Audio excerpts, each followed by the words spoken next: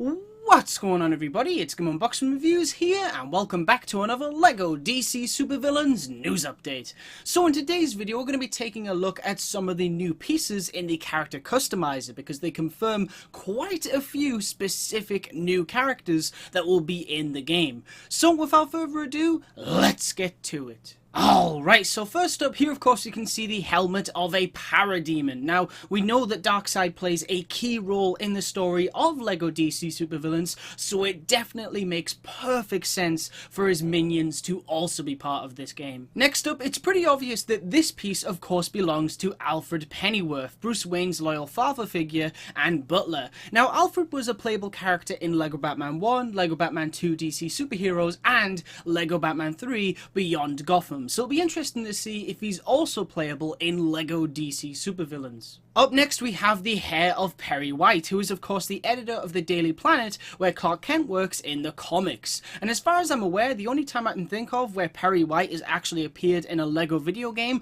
was in the LEGO Dimensions DC Comics Adventure World quests.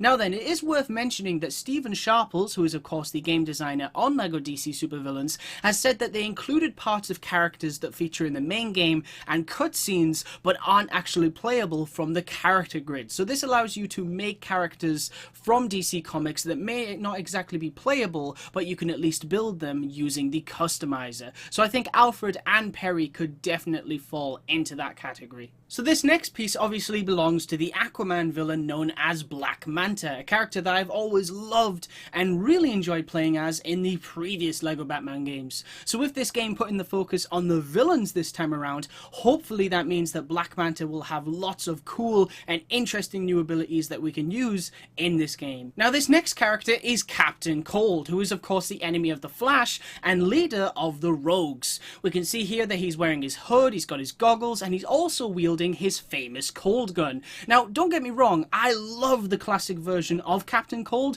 but I also think that it would be really cool to see the new 52 version of the character in the game as well, because I just love that moment in the comics where Snart used the genome recoder to become fused with his cold gun, because it of course then gave him ice powers. But hey, if that version of the character doesn't make it in, then I'm sure I could easily make him with the character creator. And of course, you can't have Captain Cold without Heatwave, so yes, he is also in this game, which is awesome to see. So with this game featuring the likes of the Reverse Flash, Mirror Master, Captain Cold, Heatwave, and Johnny Quick, fans of the Flash should have a lot of fun playing as his many enemies in this game. Now this next attachment belongs to talk show host Jack Ryder, a character from the comics who becomes the Creeper, a vigilante that fights crime with a dark and deranged appearance, using insanity to strike terror into the hearts of criminals. Now one thing that I found interesting about this character is that in the comics, Jack can transform between himself and the Creeper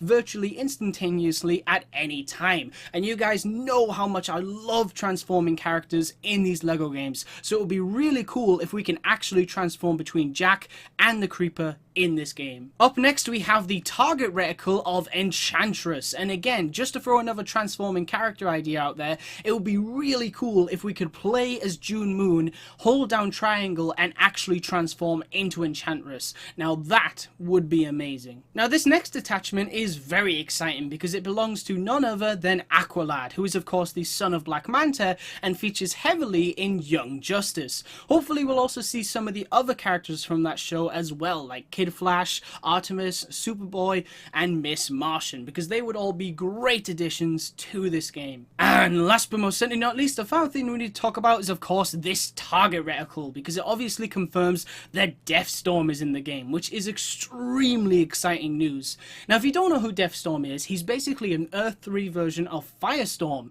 and yes, in case you're wondering, he is also part of the Crime Syndicate, an Earth 3 version of the Justice League, who just so happened to feature heavily in LEGO DC SuperVillains story. So who knows, maybe Deathstorm will actually pop up in the story either as an antagonist or a playable character. Now that would be really cool. And also with this character now confirmed, it's got me thinking, I wonder if Firestorm will also be playable. I guess we'll just have to wait and see. Alright guys, that's pretty much it for this video. The news for this game seriously just keeps on coming, and we aren't done yet because I've got even more exciting LEGO DC SuperVillains news to share in my next news update, so definitely stay tuned for them. Anyway guys, as always I want to thank you all very much for watching. Stay tuned for lots more videos real soon, and as always, please remember to like, comment, and subscribe.